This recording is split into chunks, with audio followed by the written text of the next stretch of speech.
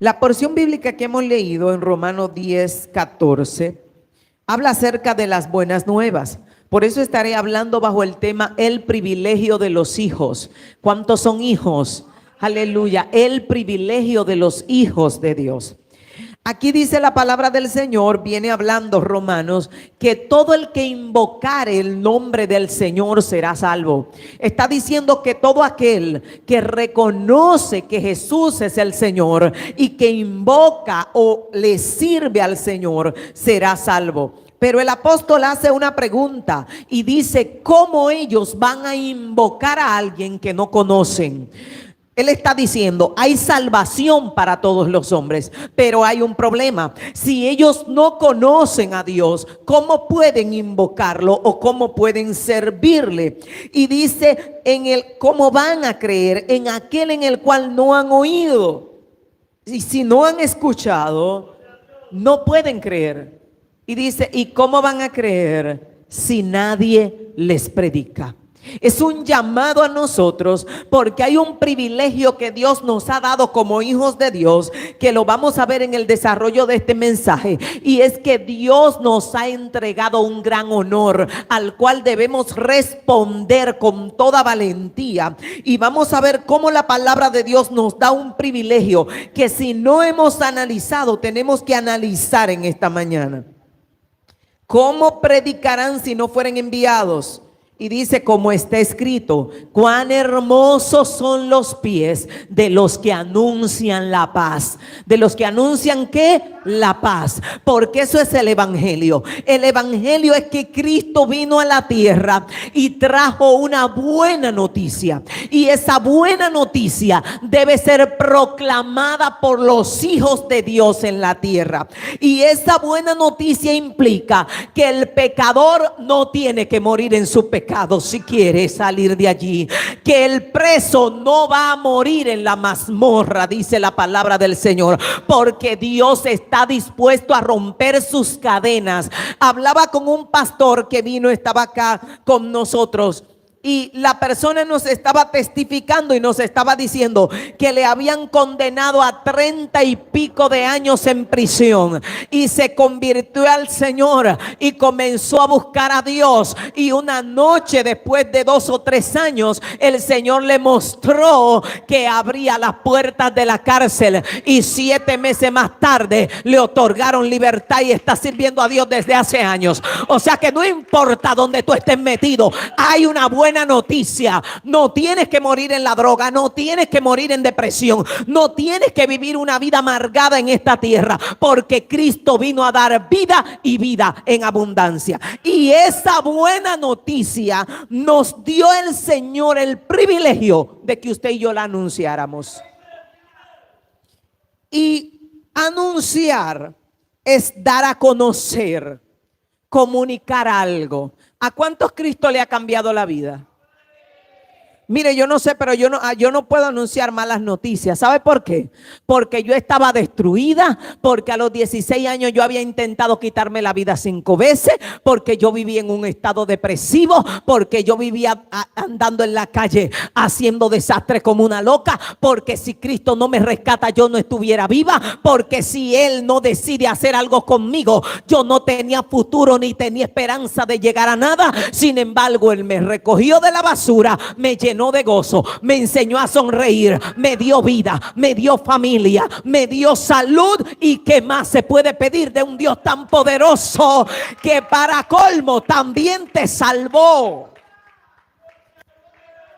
Entonces los hijos tienen el privilegio de decirle a la gente que en Cristo hay cambio, que en Cristo hay sanidad, que en Cristo hay salud. Muchos de los que estamos aquí fuimos sanados por el Señor y hemos sido sanados por el Señor. Ahí está nuestro hermano Clemente, que el que le veía ese pie a Clemente decía, bueno, se fue. Sin embargo, Dios obró y el pie está curado. Dios me sanó a mí de muchas de las cosas que me ha sanado, entre ellas de cáncer. Entonces el Dios Todopoderoso no tiene límites y tenemos razones para anunciar las buenas nuevas de salvación a todo aquel que está desesperado. Por eso Cristo dijo: los que tengan sed, vengan a las aguas y beban. Los que estén cansados, vengan que yo los haré descansar. Esa es la buena noticia del Evangelio. Y anunciar también es, en el contexto de la iglesia, revelar el amor de Dios al mundo que está en tinieblas. Los hijos de Dios somos responsables de que la gente entienda que Dios ama, que Dios se preocupa por ellos. Por eso es que la iglesia debe ocuparse en buenas obras. Por eso es que tratamos de que en el corazón nuestro haya la intención de ayudar al necesitado, porque no hay mejor manera de mostrar amor que dar. Y tal vez alguien dirá: no hay mejor manera de mostrar amor. El Señor no encontró una mejor manera, porque la Biblia dice: de tal manera amó Dios al mundo que dio. ¿Qué hizo? Dio. ¿Y qué dio? A su Hijo unigénito. O sea, lo dio todo, porque cuando usted tiene un único hijo y usted lo entrega para morir por gente que eran enemigas de Dios, dice la palabra del Señor, no cualquiera lo hace. Dice: tal vez cualquiera pensaría entregar a su hijo por un buen amigo. Tal vez lo piensa, pero por un enemigo ni siquiera lo analiza. Entonces Dios decidió dar. Por eso el lema que tenemos es que no hay mejor forma de mostrar amor que dar, porque fue la manera en la que Dios mostró amor. Dios no solo dijo: yo te amo, yo te amo. Él dio a su hijo, él entregó. Cuando Dios le dice a Abraham: sacrifícame a Isaac, Dios quería ver qué tan dispuesto estaba Abraham a dar lo mejor que tenía y lo único que tenía. Entonces, y mucha gente va a estar de acuerdo con eso. Usted le pregunta a una mujer, si un hombre solo te dice que te quiere y te quiere y te quiere y te quiere y nunca no da comida, no da nada, no da para ropa, no da para techo, no da para desodorante, no da para nada, ese amor está extraño. Si él tiene y no nada, está extraño. Porque el que ama, aunque sea un tacaño, cuando esté enamorado se vuelve generoso. Se vuelve un tacaño, no suelta ni para la respiración. Pero cuando esté enamorado, da. Porque el amor se manifiesta dependiendo de aquellas cosas que somos capaces de desprendernos. De nuestro tiempo para ayudar a otros, de nuestros recursos para ayudar a otros, de nuestro tiempo, que el tiempo es vida para ayudar a otros. El tiempo es vida, porque cuando usted invirtió una hora aconsejando a alguien y esa hora usted no la vuelve a tener, ya usted le dio una parte de su vida a esa persona. Por eso hay gente que a veces no valora lo que se hace por ellos, pero cuando una gente te dedicó 3 años de su vida a instruirte y enseñarte, esos 3 años esa persona no los recupera, te está dando su vida. Entonces, aquí dice la palabra del Señor que en el contexto de la iglesia, el revelar el amor de Dios a través de Jesucristo es nuestro compromiso. El mundo tiene que ver que usted y yo amamos a Dios y amamos a la gente. Y eso se logra sacrificándose por aquellos que necesitan ayuda, hablándole el evangelio, extendiendo la mano hasta donde nos sea posible y aún clamando a Dios para las cosas que para nosotros no son posibles, Él pueda hacerlas posibles.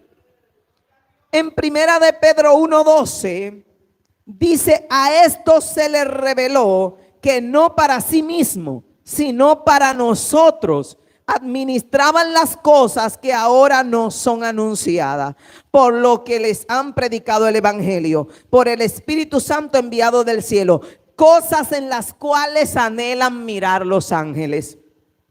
El apóstol está diciendo: los profetas del pasado administraron unos misterios y se les dio a conocer algunas cosas, pero a ellos se les informó que los misterios que ellos estaban percibiendo y recibiendo por disposición de ángeles no debían administrarlo ellos, sino que estaba siendo preparado para nosotros, que el Dios del cielo preparó un escenario para que los hijos de Dios tuvieran el privilegio que los ángeles anhelan tener y que no se les concedió. Y cuando usted entiende que los ángeles anhelan ver, presenciar de manera directa el privilegio que se nos dio a nosotros de anunciar las buenas noticias, lo tomamos en serio.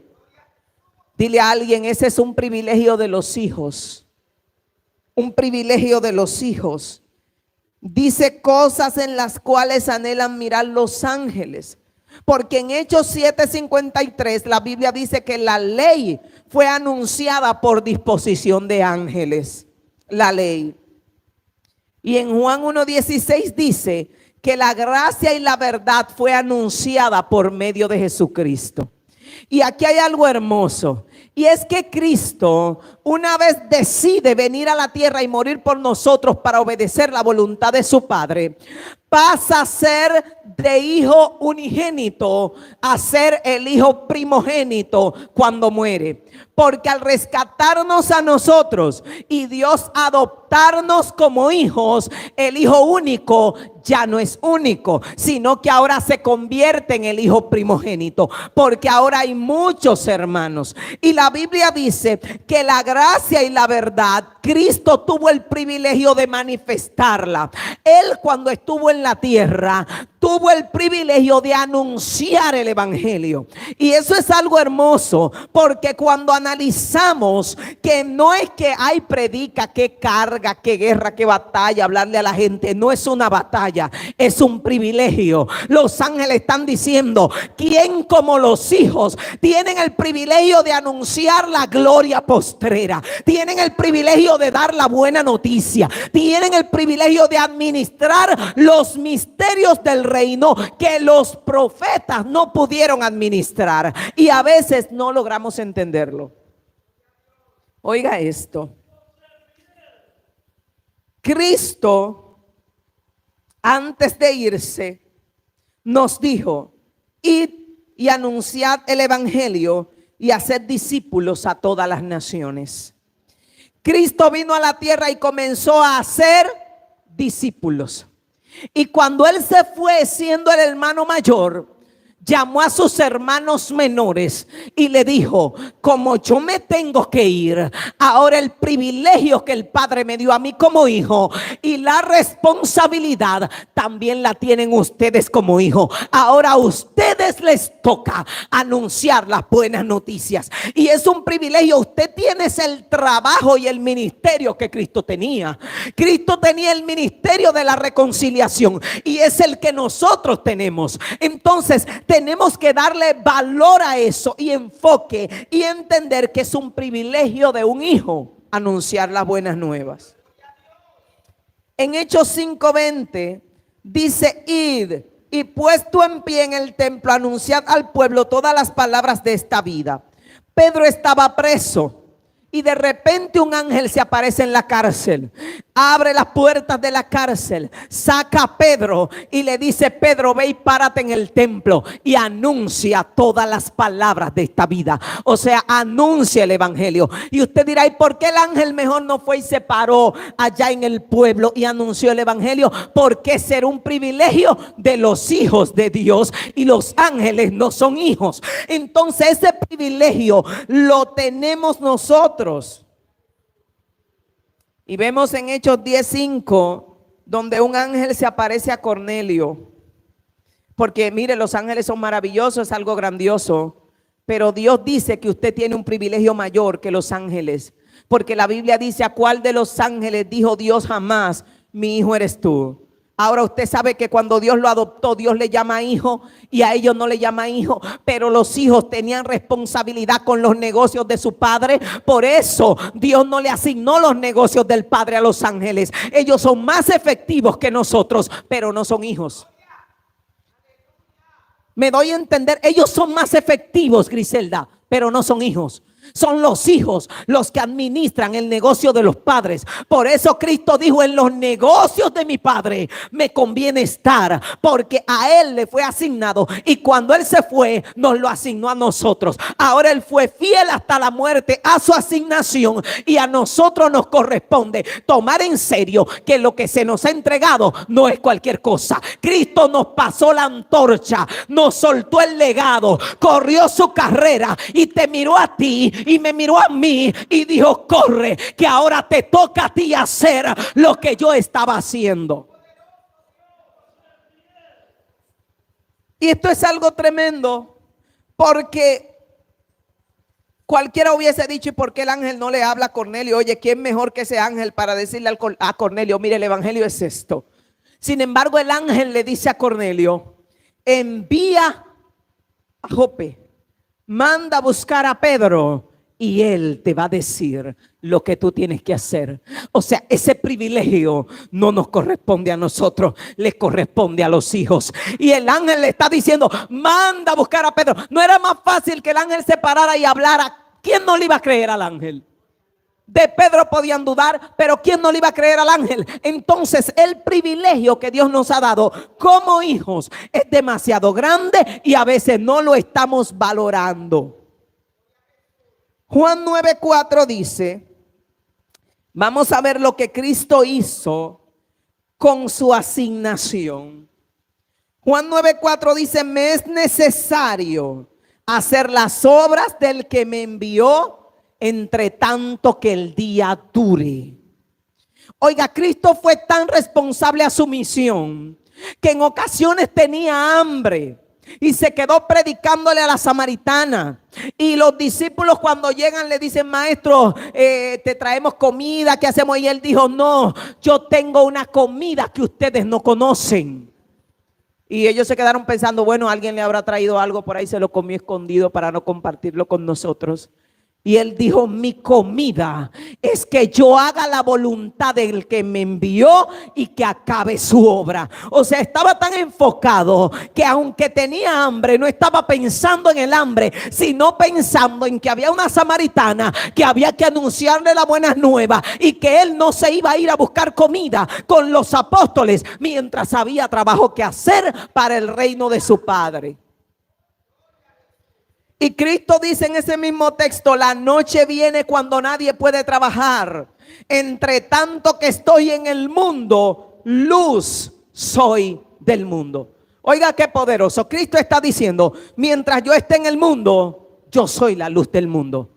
En otras palabras, no me puedo distraer, porque si yo no logro alumbrarlos, morirán en tinieblas. Si Cristo no llega y se topa con la samaritana, esa mujer no se salva, ni se salvan los hombres de la ciudad. Entonces él no podía perder el tiempo, y nosotros no podemos perder el tiempo. Hay gente que te pasa por el lado, que es la última vez que vieron a alguien, que la última noticia que escucharás de esa persona es que murió, es que tuvo un accidente, y perdiste la oportunidad de ser luz a ese ser humano cuando Dios lo cruzó en tu camino para que tú alumbraras su vida antes de que fuera una oscuridad eterna. ¿Cuánta gente no han llegado a un velorio y dicen: Dios mío, pero ahorita estaba yo hablando con él? ¿A cuánto le ha pasado? Que la gente llega: pero ahorita estaba yo hablando con él, no lo puedo creer. Entonces tenemos que ser hábiles haciendo aquello que nos encomendaron hacer, que es un privilegio. En Mateo 5:14, cuando Cristo decide que se va, comienza a hablar con sus discípulos. Y una de las cosas que le dice a los discípulos, cuando ya le había dicho que él tenía que trabajar porque él era la luz del mundo mientras él estuviera en el mundo, y Cristo pasa la antorcha y dice: ustedes son la luz del mundo. Una ciudad asentada sobre un monte no se puede esconder. O sea, él estaba diciendo: cuando yo me tenga que ir, ya el mundo no tendrá luz.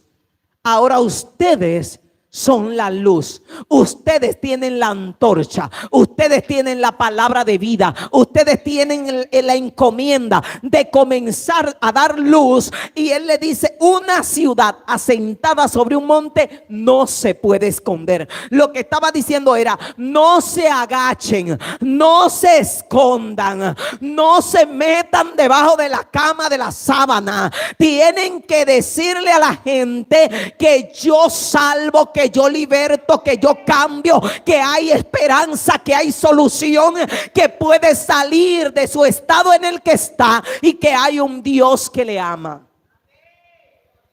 Le dijo, tienen que ser como una ciudad sobre un monte. Cuando hay una ciudad sobre un monte, las luces de la ciudad se ven a todas las distancias de alrededor.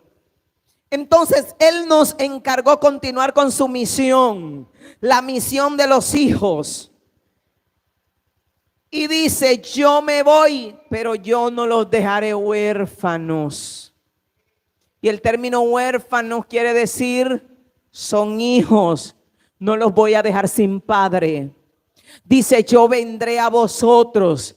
El mundo no me verá, pero ustedes me verán. Se estaba refiriendo a que todo el creyente que está cerca de Dios y busca la presencia de Dios, para él Dios es demasiado real. ¿Cuántos saben que Dios habla?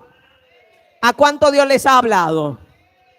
Ahora, no podemos ver a Dios, pero estamos tan seguros de su presencia y tenemos tanta evidencia de su presencia que nosotros sí lo vemos, aunque el mundo no lo esté viendo. Tenemos un Dios poderoso. De repente tú estás orando en tu habitación y pidiendo a Dios algo, y Dios viene y te habla a través de cualquier persona y te dice, tú me pediste esto y esto, me dijiste esto y esto, y yo te respondo esto y esto. Y usted sabe que el Dios del cielo está vivo. Usted sabe que el Dios del cielo le ama. Y usted sabe que Dios está con usted.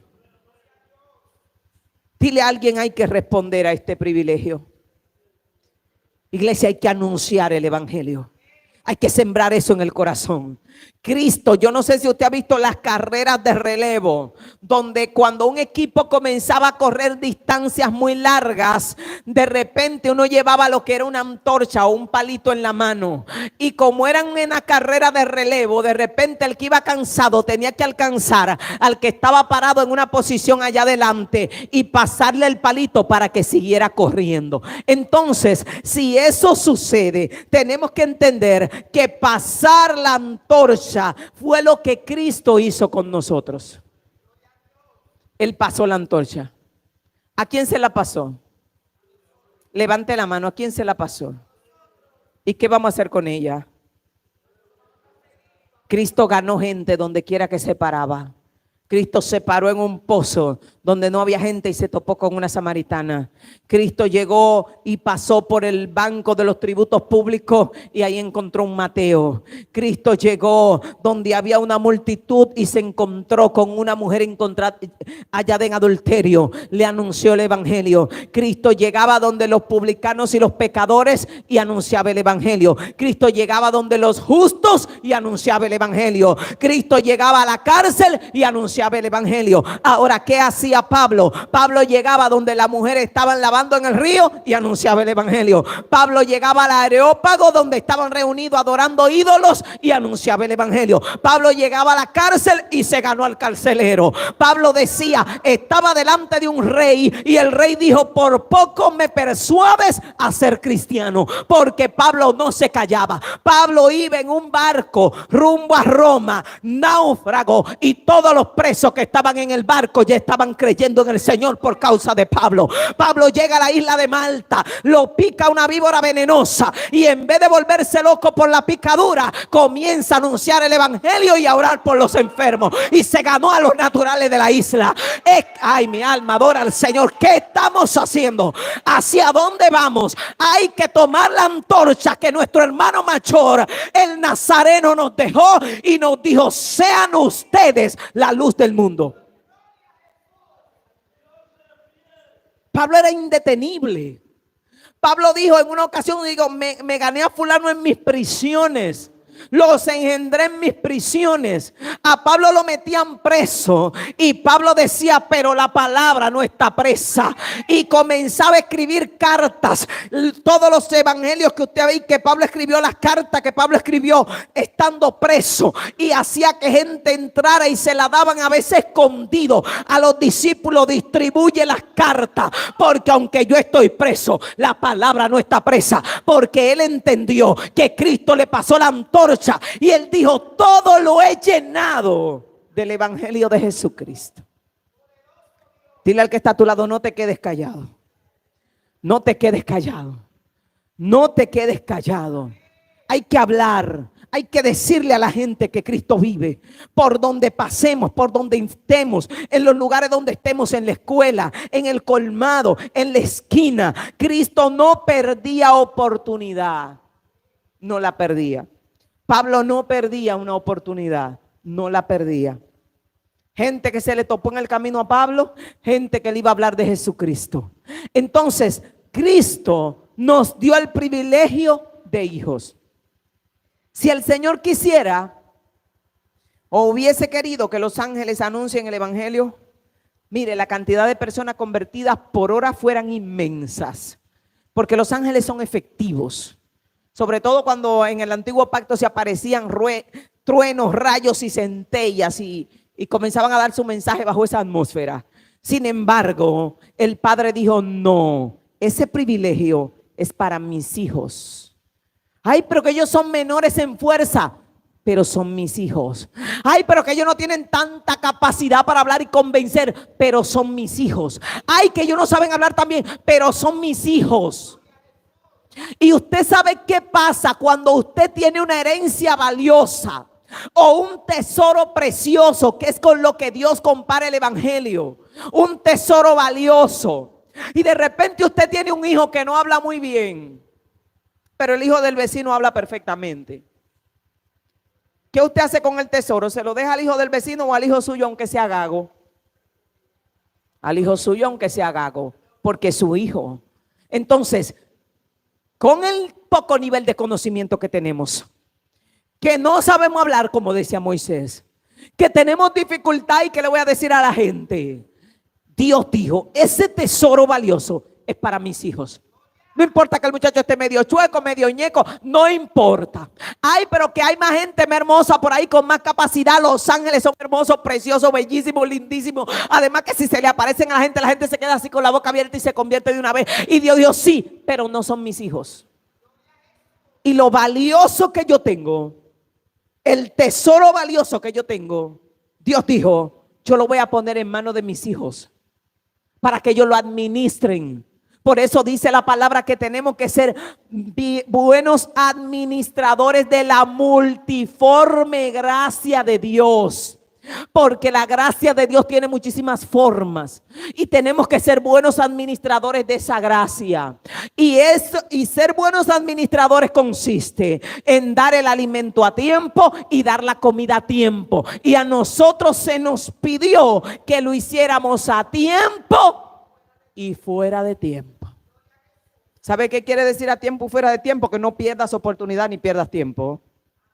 Que no hay que estar grave, predícale. En una ocasión veníamos de Bávaro hace muchos años y me topo con un accidente muy feo. Las personas se habían chocado y los sesos estaban regados en el parabrisas y había un cuerpo tirado por allá, otro cuerpo tirado, y estaban esperando que desde Higüey llegara el médico legista para levantar a las pobres víctimas. No se sabe si estaban vivos o muertos, pero nadie le podía poner la mano. La guagua que iba adelante, el bus que iba adelante, que donde yo iba, se para cuando va llegando donde esté el accidente, porque nosotros veníamos, eran como 3 o 4 buses, y nos paramos detrás de la guagua del accidente. Los cuerpos estaban regados muy para allá porque chocaron con un carro y el otro carro chocó con el otro carro, un desastre humano. Y cuando nos bajamos del bus, la gente está diciendo, llamen al 911, llamen a los bomberos, llamen, no, que el médico legista lo llamaron hace media hora. Pero se tomó 1 hora y pico para llegar allá y además si estaba distraído y era de noche y estaba acostado y se fue a cepillarse y dijo, ay, ¿para qué me llamaron? Ya que se mueran. Y llega la hora que le da la voluntad. Y en una digo, no, tengo que ir para allá. No se acerque. Digo, tengo que acercarme. ¿Qué te va? Digo, bueno, yo le tengo miedo a los cadáveres. No me gustan los cadáveres de verdad, que uno le da como pesadilla. Y más cuando están desbaratados. Pero yo no puedo irme sin saber si hay alguno que respira. Mira, y tuve que acercarme y ponerle el oído en el pecho. Este no respira. Y ponerle el oído en el pecho. Y aunque no respiraba, hicimos la oración. Y Dios, repite conmigo, si tu alma está ahí, si me estás escuchando, Cristo puede darte una oportunidad si todavía no has abandonado el cuerpo, porque no podemos perder el tiempo. Y mire que a uno le da y la hermana, que hermana, me voy a desmayar, se tiene el cráneo abierto. Y yo ahí con la mano en el pecho rápido digo, si tu alma, si tu espíritu todavía no se ha ido de ahí, repite conmigo. ¿Por qué? Porque Dios tiene planes y no podemos perder el tiempo. Es tiempo de ir por las almas. Es tiempo de continuar con la antorcha. Cristo hizo su trabajo y nos encomendó a nosotros los negocios del Padre. Y no podemos ser ineficaces, inefectivos. Nos vamos a ir de aquí. Y lo importante es que cuando nos vayamos, que cuando le toque, cuando me toque, usted pueda decir, como dijo Pablo, he acabado la carrera y he guardado la fe y me espera la corona de la vida. ¿Sabe qué le había dicho? Yo agarré la antorcha y corrí sin parar y ya llegó el momento de yo pasarla. Y le dijo a Timoteo, yo estoy para ser sacrificado, pero tú aviva el fuego del don de Dios que está en ti y corre con paciencia la carrera que tienes por delante. Le estaba diciendo, te toca a ti correr ahora. Nos tocó a nosotros correr ahora. Y que cuando usted esté en su lecho, si Dios le permite estar en un lecho, usted pueda decir, me voy en paz, porque yo corrí la carrera, porque yo sé para dónde voy, porque hay almas que están perseverando, porque yo hice discípulos, porque le serví al Señor, porque valoré lo que Dios hizo conmigo, porque he guardado la fe, porque no me quedé callado. No importa quién sea, todo el que tenga boca, es tiempo de comenzar a predicar. Háblele a sus vecinos, háblele a sus amigos, háblele al borracho de la esquina, háblele a la gente de Cristo. Todo el que tiene boca puede predicar. ¿Cuánto tienen boca? ¿Cuánto le funciona la boca? Entonces todos pueden predicar. Y ni siquiera el nivel de conocimiento importa para predicar. La samaritana no sabía nada de Jesús. Habló 2 minutos con ella, se fue huyendo. El gadareno no conocía nada ni de Torá, de aquello, no conocía nada. Ni conocía el hebreo ni las interpretaciones del hebreo. Y el gadareno arrancó para su ciudad y predicó el evangelio. Y Cristo llama a Felipe. Y Felipe se va por ahí y encuentra a Natanael. Y le dice, Natanael, encontré al hombre. Fue todo lo que tuvo que decirle. Ven a ver, no puedo decirte más nada, pero vamos a ver. Porque no sabía más nada. Sin embargo, ya estaba ganando almas. Pablo se convierte, al ratico va y se encierra 3 días, vienen, oran por él y arrancó a predicar el evangelio. ¿Por qué? Porque cuando Dios nos entrega el maravilloso privilegio, esto es un tesoro. Y yo quiero que usted diga esto, Dios me entregó un tesoro y puso ese tesoro en un vaso de barro. Los ángeles querían el tesoro y no se lo dieron. Cristo tenía el tesoro y nos lo pasó a nosotros. Y dijo, yo era la luz del mundo cuando estaba en el mundo, pero ahora ustedes son la luz del mundo. Y es algo maravilloso. Póngase de pies. Aleluya. Póngase sobre sus pies. Todo el que quiera la oración, necesite oración, puede pasar aquí que vamos a orar. Aleluya. Padre, te damos toda gloria, toda honra, toda exaltación. Te damos gracias, Rey amado. Gracias por tu amor, por tu misericordia.